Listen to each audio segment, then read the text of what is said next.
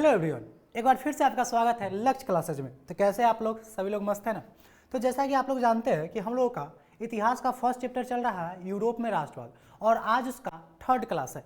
पिछले क्लास में हमने देखा था कि क्या नेपोलियन के बारे में, कि नेपोलियन ने क्या क्या किया, कैसे वो फ्रांस का सम्राट बन गया, और उसके बाद हमने देखा था वियना सम्मेलन। आज की टॉपिक में हम लोग देखने वाले हैं क्रांतियों का युग, द एज ऑफ रिवोल्यूशंस, यानी 1830 के बीच 1830 से लेके 1848 तक 1830 से लेकर 1848 तक फ्रांस में कौन कौन सी क्रांति हुई, इसके बारे में आज हम लोग चर्चा करने वाले हैं। तो चलिए क्लास को अब शुरू करते हैं। सबसे पहले हम लोग देखते हैं कि आप लोगों को याद होगा कि नेपोलियन 1804 से 1815 तक 1804 से 1815 तक फ्रांस का शासक रहा। फ्रांस का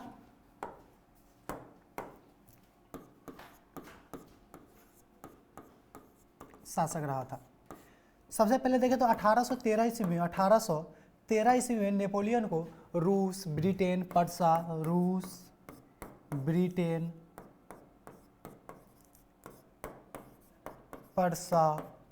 ऑस्ट्रिया, इन सारे देशों ने नेपोलियन को क्या कर दिया था, हरा दिया था, और नेपोलियन को मजबूरन देश छोड़ के जाना पड़ा था, उसे देश निकाला दे दिया गया था। लेकिन 1815 ईस्वी में नेपोलियन फिर से कम बैक करता है, फिर से फ्रांस में आ जाता है। लेकिन फिर से इस बार फिर रूस, ब्रिटेन, पर्सा, ऑस्ट्रिया ये सब मिलके फिर नेपोलियन से युद्ध करते हैं, और इस बार भी नेपोलियन की क्या हो जाती है, हार हो जाती है, और नेपोलियन को देश निकाला दे दिया जाता है, और उसे एक अलग द्वीप पे भेज दिया जाता है, और वहाँ पे बंदी बना लिया जाता है, ठीक ना, जेल भेज दिया जाता है देश से बाहर एक अलग द्वीप पे, और वहीं पे नेपोलियन की मृत्यु भी हो जाती है बाद में। तो इसके आगे हम लोगों ने देखा था वियना सम्मेलन की किस प्रकार से 1815 में क्या हुआ था, वियना सम्मेलन हुआ था, और इसके तहत जो भी नेपोलियन ने बदलाव किए थे, यानी जो भी नेपोलियन ने नया नेपोलियन संहिता जो लाया था, उसके तहत जो भी बदलाव किए थे, उस बदलाव को क्या करना, खत्म करने का प्रयास किया। किनके द्वारा, मेटरनिक के द्वारा, या यूं कहे कि यूरोपीय शक्ति रूस, ब्रिटेन, पर्सा, ऑस्ट्रिया, इन सभी के द्वारा जो जो नेपोलियन ने बदलाव किए थे, उन सारी बदलाव को क्या किया गया, खत्म करने का प्रयास किया गया, ठीक ना। और इसी के तहत फ्रांस में पुनः बुर्बो वंश की स्थापना हुई। फ्रांस में पुनः बुर्बो वंश आया, ठीक ना। ये सब आपको पिछली कक्षा में बता दिया गया। अगर आपने वो वीडियो नहीं देखा है तो आपको लिंक डिस्क्रिप्शन में मिल जाएगा, या आप लक्ष्य क्लासेस के चैनल पर जाइएगा तो आपको प्लेलिस्ट मिल जाएगा, आप वहाँ से ये वीडियो भी देख सकते हैं। तो फ्रांस में बुर्बो वंश की पुनः स्थापना की गई 1815 के बाद, जो 1815 में वियना सम्मेलन हुआ था उसके पश्चात। तो बुर्बो वंश के जो शासक उस समय बने लुई 18वां शासक बनते हैं फ्रांस के। लुई 18वां क्या बनते हैं, फ्रांस के शासक बनते हैं। हम लोग अब वियना सम्मेलन की बाद की कहानी देख रहे हैं, ठीक ना। तो लुई 18वां फ्रांस के शासक बनते हैं, और एक समान नागरिक संहिता लाते हैं, ठीक ना, समान नागरिक संहिता। इसके तहत ये देश को चलाते हैं। मेटरनिक ने इनकी स्थापना की, बुर्बो वंश का पुनः स्थापना किया मेटरनिक ने, कहाँ, फ्रांस में, कि पुरातन व्यवस्था को वापस लाया जाए। लेकिन लुई 18 जो थे, उन्होंने पुरातन पंथी को थोपने का प्रयास नहीं किया, कि डायरेक्ट उन्होंने थोपा नहीं, उन्होंने एक समान नागरिक संहिता लाया जिसके तहत वो देश को चला रहे थे, ठीक। उसके बाद सत्ता में आया चार्ल्स 10th, ठीक ना। ये फिर से एक निरंकुश शासक था, जिसको सत्ता से उतना ज़्यादा मतलब नहीं था, लोगों से, जो राज के लोग थे उनसे कोई ज़्यादा विशेष मतलब नहीं था। ये फिर अपने हिसाब से देश चलाना चाह रहा था, राजा को सबसे ऊपर रखना चाह रहे थे, और इसने अपना प्रधानमंत्री नियुक्त किया, प्रधानमंत्री पोलिग्नेक को इसने, चार्ल्स 10 ने पोलिग्नेक को अपना प्रधानमंत्री नियुक्त किया, जो एक प्रतिक्रियावादी प्रधानमंत्री था।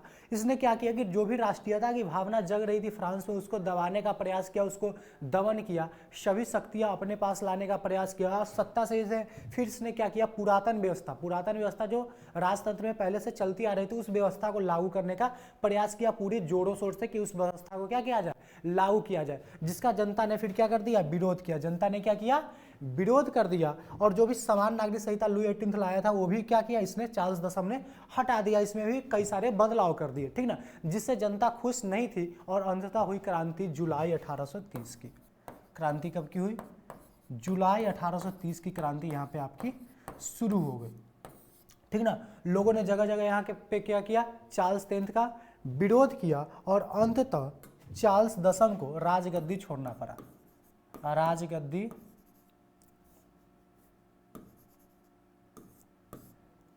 राजगद्दी छोड़ना पड़ा किसको? चार्ल्स 10th को। और राजगद्दी छोड़ के वो कहाँ चला गया? इंग्लैंड पलायन कर गया। कहाँ चल गया? इंग्लैंड पलायन कर गया। तो यहाँ पे देख लिया 1830 की क्रांति कैसे हुई। चार्ल्स 10th जो था एक निरंकुश शासक था जो लोगों को पसंद नहीं आया। वो फिर से पुरातन व्यवस्था को लोगों पर थोपना चाह रहा था, जिस कारण से उदारवादी नेता जो भी आज़ादी चाहते थे, जो भी क्रांतिकारी चाहते थे, उन्होंने इसका क्या कर दिया? विरोध कर दिया। और अंततः जुलाई 1830 की क्रांति हुई, जिसे हम लोग किस नाम से जानते हैं? जुलाई की क्रांति के नाम से जानते हैं। किस नाम से जानते हैं? जुलाई की क्रांति, ठीक ना। 1830 की क्रांति को हम लोग जानते हैं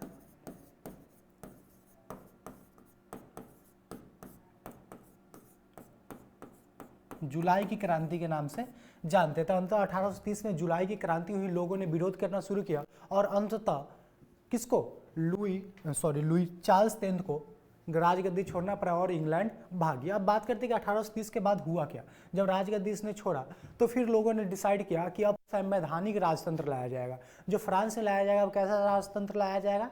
संवैधानिक राजतंत्र लाया जाएगा। इसी समय मेटरनिख ने एक बात कहा था कि जब फ्रांस छींकता है तो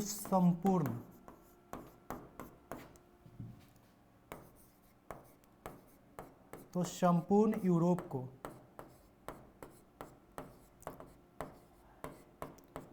सर्दी जुकाम हो जाता है। मेटरनिख इसी समय एक बात कही थी कि जब फ्रांस छींकता है तो संपूर्ण यूरोप को क्या होता है? सर्दी जुकाम हो जाती है। इसका कहने का क्या मतलब है कि फ्रांस में जब कभी कोई भी चीज़ होता है, फ्रांस में कोई भी क्रांति हुआ, कोई भी युद्ध हुआ, कुछ भी होता था, उसका असर जो है संपूर्ण यूरोप पे पड़ता है। जो भी फ्रांस में क्रांति हो रही थी, 1789 की क्रांति देख ले, चाहे 1830 की क्रांति, इन सभी का प्रभाव दूसरे जो यूरोप के अन्य राष्ट्र थे उस पर भी पड़ रहा था। इसी को देखा देखी यूनान में भी हुआ, यूनान में स्वतंत्रता संग्राम हुआ, पोलैंड में भी हुआ, बोहेमिया में भी हुआ। सभी जगहों पर जो भी यूरोपीय कंट्री थी, सभी जगहों पर फ्रांस का देखा देखी क्या हो गया? राष्ट्रवाद की भावना जगी और वहां पर भी क्रांति हुआ। इसलिए मेटरनिख ने कहा कि जब फ्रांस छींकता है तो संपूर्ण यूरोप को क्या हो जाता है? सर्दी जुकाम हो जाता है। यानी फ्रांस में जब कुछ होता है तो उसका असर जो है संपूर्ण यूरोप पे पड़ता है, ठीक ना। अब बात कर लेते हैं कि 1830 के बाद हुआ क्या। जब 1830 में क्रांति हुई तो राजगद्दी छोड़ के चले गए चार्ल्स 10th। कौन चले गए? Charles 10th। अब देखते हैं कि उसके बाद हुआ क्या। लोगों ने डिसाइड किया जब जो सत्ता में आएगा वो संवैधानिक राजतंत्र।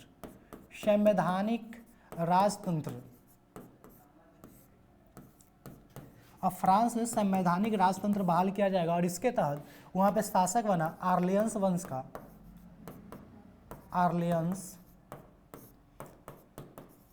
के शासक लुई फिलिप। आर्लियंस वंश के शासक लुई फिलिप को वहां का शासक चुना गया और सत्ता दिया गया, ठीक ना। 1830 के क्रांति के बाद लोगों ने डिसाइड किया कि अब यहाँ पे संवैधानिक राजतंत्र कायम किया जाए। संवैधानिक राजतंत्र कहने का क्या मतलब कि राजा तो हो लेकिन वो संविधान के हिसाब से चले, कानून के हिसाब से चले। यानी पूरा शक्ति समझिए कि राजा के पास नहीं होगा, कानून भी कुछ चीज होगा, ठीक ना। राजतंत्र में होता क्या है? राजे कानून है, हम जो कह दिए से हो गया, सीधा बात। लेकिन यहाँ पे क्या लाया गया? संवैधानिक राजतंत्र लाया गया और राजा को क्या किया गया? संविधान के अनुसार चलने के लिए कहा गया। और उसके शासक कौन बनाया गया? आर्लियंस वंश के लुई फिलिप को वहाँ का शासक बनाया गया। तो लुई फिलिप शुरुआत में तो ठीक ठाक शासन कर रहे थे। उसके बाद इन्होंने अपना प्रधानमंत्री नियुक्त किया गीजो को। इन्होंने अपना प्रधानमंत्री नियुक्त किया किसको?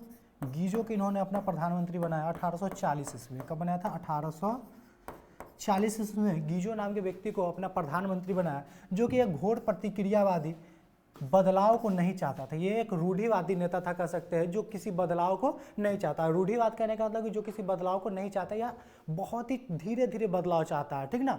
जो पुरातन व्यवस्था को रखना चाहता है, पुरानी परंपराओं को रखना ही चाहता है, बदलना नहीं चाहता है।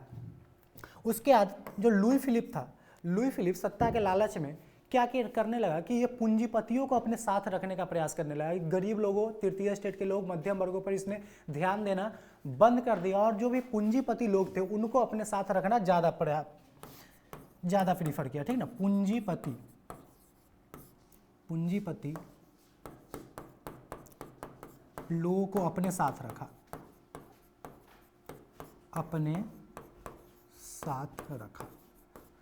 ठीक ना। इसने क्या किया, लुई फिलिप ने पूंजीपति लोगों को क्या करना लगा, अपने साथ रखने लगा और जो भी राजकार्य में जो भी मंत्री पद होते थे, उन पर पूंजीपतियों लोगों को ही बैठाने लगा, यानी जो भी उसके मंत्री हो गए वो पूंजीपति लोग ही थे, ठीक ना। और ऐसा हुआ क्यों कि पूंजीपति लोग जो थे,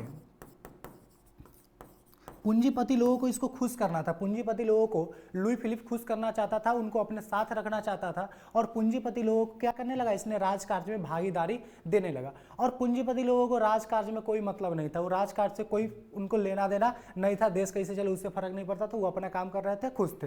पूंजीपति लोग क्या करने लगे, पूंजीपति लोगों को क्या करने लगा, राजकार्य में काम मिलने लगा और इनका कोई भी लेना देना नहीं था राजकार्य से, राजकार्य से, ये कोई काम करते नहीं थे। जिससे हुआ क्या कि देश का स्थिति डगमगाई गई, वहां पे भूखमरी की स्थिति आ गई। क्या लगी, राजकार्य से कोई मतलब नहीं, पूंजीपतियों का राजकार्य से कोई मतलब नहीं था,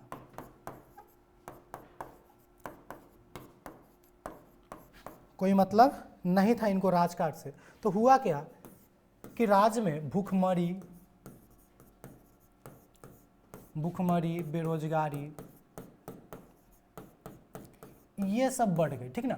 राज्य में क्या हो गया, भूखमरी आ गया, बेरोजगारी आ गया, लुई फिलिप से शासन ठीक प्रकार से चल नहीं पाया, ठीक ना। जिसके कारण से क्या हो गया, फ्रांस में भूखमरी की समस्या हो गई, बेरोजगारी की समस्या हो गई, जिससे लोग खुश नहीं, कितने लोग भूखे के मारे मरने लगे, बहुत सारे लोग बेरोजगार हो गए, खाने के लिए तड़पने लगे, ठीक ना। जिस कारण से लोगों में असंतोष की भावना जगी, जो भी उदारवादी नेता थे उनको वो लोग क्रांति करने का प्रयास किया और 22 फरवरी 1848 को पेरिस में एक विशाल भोज का आयोजन किया गया लोगों के लिए, ठीक ना।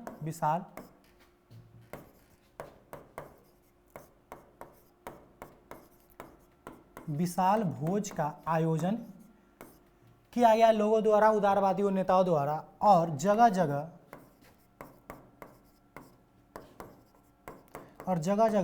राजा के खिलाफ क्रांति हुई, राजा के खिलाफ विरोध प्रदर्शन किया गया, ठीक ना। विरोध प्रदर्शन किया गया राजा के खिलाफ जगह जगह, ठीक ना। जगह जगह राजा के खिलाफ क्या किया गया, विरोध प्रदर्शन किया गया और अंततः क्रांति हुई और 24 फरवरी 1848 को 24 फरवरी 1848 को लुई फिलिप को भी 24 फरवरी 1848 को लुई फिलिप को भी राजगद्दी छोड़ना पड़ा। राजगद्दी क्या करना पड़ा, छोड़ना पड़ा। और ये भी कहाँ चला गया, इंग्लैंड पलायन कर गया। कहाँ चला गया, इंग्लैंड पलायन करा गया, ठीक ना। तो ये हम लोगों ने देखा 1848 की क्रांति। क्या देखे, 1848 की क्रांति। 1830 के बाद शासन में कौन आया, आर्लियंस वंश के शासक लुई फिलिप, जो धीरे धीरे क्या करने लगे, पूंजीपतियों को अपने साथ ज़्यादा रखना पसंद किए। उन्होंने अपना प्रधानमंत्री गीजो को नियुक्त किया, जो भी कोई बदलाव नहीं चाहता था। उसके बाद इन्होंने राजकार्य में पूंजीपतियों को साथ रखा, जिससे पूंजीपतियों लोगों का कोई मतलब नहीं था कि राज कैसे चल रहा है, उससे कोई फर्क नहीं पड़ रहा था। जिस कारण से क्या हो गया, राज्य में भूखमरी, बेरोजगारी, इन सब की समस्या काफ़ी ज़्यादा बढ़ गई, जिससे उदारवादी नेता, क्रांतिकारी लोग, वहाँ की जनता कोई भी खुश नहीं थी। उसके बाद 22 फरवरी 1848 को पेरिस में एक भोज का आयोजन किया गया। उसके बाद जगह जगह क्या किया गया, राजा के खिलाफ विद्रोह हुआ, क्रांति हुई और अंततः 24 फरवरी 1848 को लुई फिलिप ने राजगद्दी त्याग दी और इंग्लैंड पलायन कर गया। तो यहाँ पे हम लोग ने देख लिया 1830 की क्रांति और 1848 की क्रांति किस प्रकार हुई थी, ठीक ना। अब 1848 की क्रांति के बाद देखें, 1848 की क्रांति के बाद तो लोगों का मानना था कि अब बहुत राजतंत्र देख लिया, अब लगातार राजा आ रहा है लेकिन किसी से शासन चल नहीं रहा है। क्या कि आप शुरुआत में देख रहे हैं तो 1789 में लोग इस समय भी खुश नहीं थे और इस समय कौन राजा था, बुर्बो वंश के शासक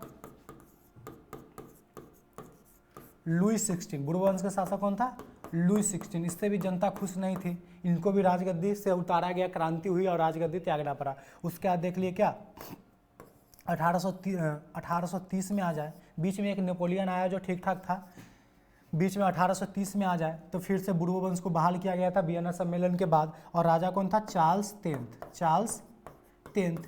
इससे भी जनता खुश नहीं थी और अंततः क्रांति हुई और इसे भी राजगद्दी छोड़ के जाना पड़ा। उसके बाद 1830 के बाद लोगों ने, जनता ने ही चूज किया किसको, आर्लियंस वंश के शासक लुई फिलिप को, लेकिन ये भी शासन ठीक प्रकार से चला नहीं पाया, जनता इससे भी खुश नहीं थी, तो अंततः लुई फिलिप को भी क्या करना पड़ा, राजगद्दी छोड़ना पड़ा, लुई फिलिप को भी राजगद्दी छोड़ना पड़ा, जनता इससे भी खुश नहीं थी। तो लगातार देख रहे हैं राजवंश आ रहा था, बीच में कब 1804 में आया था नेपोलियन बोनापार्ट। 1804 में कौन आया, नेपोलियन बोनापार्ट। इसके समय जनता तो खुश थी, लेकिन जो दूसरे राष्ट्र थे, जो भी शक्तिशाली राष्ट्र थे, रूस, ब्रिटेन, पर्सा, ऑस्ट्रिया, ये सब खुश नहीं थी, क्या कि ये सब पुरानी व्यवस्था चलाना चाह रही थी, लेकिन नेपोलियन ने क्या किया था, इसमें बहुत सारे बदलाव किया था, तो उनको भी डर था कि कहीं हमारा राज सत्ता भी छीन नहीं जाए, इसलिए उन्होंने नेपोलियन से युद्ध लड़ा, सभी ने मिलकर। उधर से देख ले तो ब्रिटेन, रूस, पर्सा, ऑस्ट्रिया सभी देश थे, इधर से नेपोलियन भाई साहब अकेले थे, तो और नेपोलियन की हार हो गई और 1815 में नेपोलियन को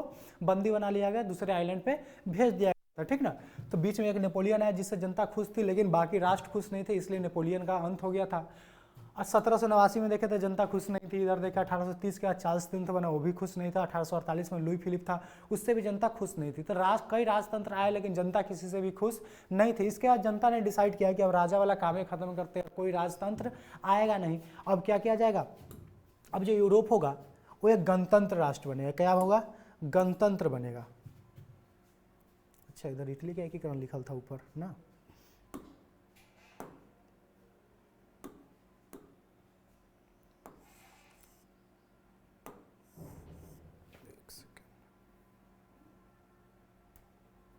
ठीक। तो जनता ने डिसाइड किया कि अब कैसा, गणतंत्र, और नेशनल असेंबली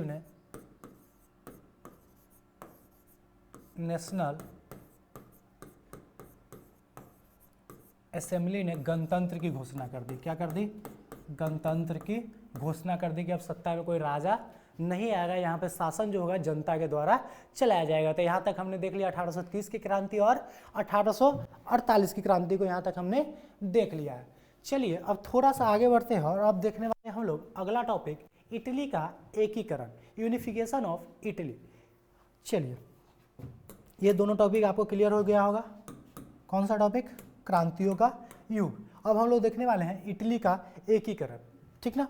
अब फ्रांस में जो कुछ भी हो रहा था उसका प्रभाव बाकी यूरोपीय कंट्री पर भी पड़ रहा था, तो सभी इटली भी चाहता था कि पूरा इटली एक साथ मिलके एकीकृत हो जाए, ठीक ना। जर्मनी भी उधर था, वो भी एकीकरण चाहता था कि संपूर्ण जर्मनी क्या हो जाए, एक साथ हो जाए। पोलैंड में, यूनान में, सभी जगह उस समय क्रांति चल रही थी। क्यों चल रही थी, क्या कि फ्रांस से शुरुआत में देखें तो 1789 में शुरुआत फ्रांस से ही राष्ट्रीयता के उदय की, और सभी लोगों में, सभी राष्ट्रों में क्या, राष्ट्रवाद की भावना जगी थी, ठीक ना।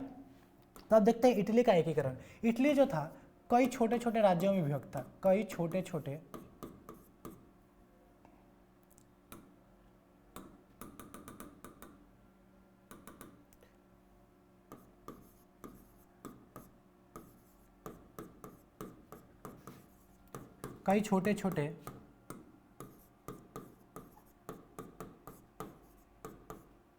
राज्यों में बटा हुआ था। इटली जो था कई छोटे छोटे राज्यों में बटा हुआ था, तो लोग यहाँ के चाहते थे कि संपूर्ण इटली एक साथ हो जाए, संपूर्ण इटली एकीकृत हो जाए। और ये एकीकृत की भावना जो जगाया था वो भी किसने जगाया था, नेपोलियन ने। किसने जगाया था, नेपोलियन। आप कहेंगे कैसे नेपोलियन ने जगाया एकीकरण की भावना लोगों में, इटली के लोगों में। तो देखे तो आपको बताया थे कि जो नेपोलियन था वो सत्ता प्राप्त करना चाहता था सभी जगह, इसलिए उसने फ्रांस पर भी कब्जा नहीं किया, बल्कि फ्रांस के आसपास जो भी क्षेत्र थे उसको भी कब्जा में किया। जैसे देख ले, आपके इटली पर भी आक्रमण किया था उसने, स्विट्जरलैंड पर भी आक्रमण किया था, जर्मनी पर भी आक्रमण किया था। तो उसने जब इटली पर आक्रमण किया ना, तो जो भी इटली छोटे छोटे राज्यों में बटे हुए थे, उनको 3 गणराज्यों में बांटा। इटली को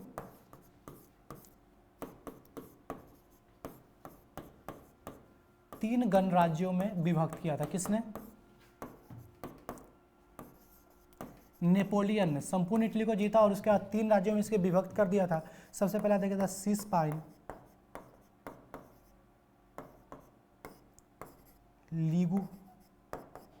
लिगुलियन और ट्रांसपेडेन। ये 3 गणराज्यों में नेपोलियन ने इटली को बना दिया था। बहुत सारे छोटे छोटे राज्य में टुकड़ों में बटा हुआ था इटली, तो नेपोलियन ने क्या किया, संपूर्ण इटली को मिलाकर 3 गणराज्यों में बांट दिया, सिसपाइन, लिगुलियन और ट्रांसपेडेन, ठीक ना।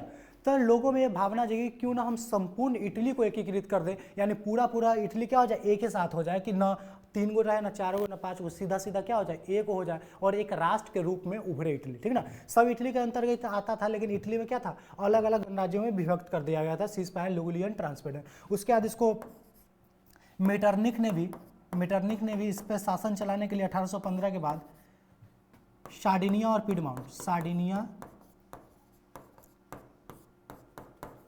पिडमाउंट को एकीकृत कर दिया था। पिडमाउंट ये भी इटली के 2 जगह थे, सार्डिनिया और पिडमाउंट अलग अलग जगह थे, और मेटरनिक ने किया, इनको भी क्या कर दिया, एकीकृत कर दिया था। एकीकरण की भावना यहीं से जगी। नेपोलियन ने संपूर्ण इटली को जो छोटे छोटे राज्यों में बटा हुआ था उसको एकीकृत करके 3 गणराज्यों में विभक्त किया, जिससे लोगों में भावना जगी क्यों ना ऐसा हो कि संपूर्ण इटली ही एक साथ हो जाए और एक राष्ट्र के रूप में इटली उभरे। उसके बाद मेटरनिक ने भी सार्डिनिया और पिडमाउंट को एकीकृत करके सार्डिनिया पिडमाउंट डायरेक्ट बोल दिया था।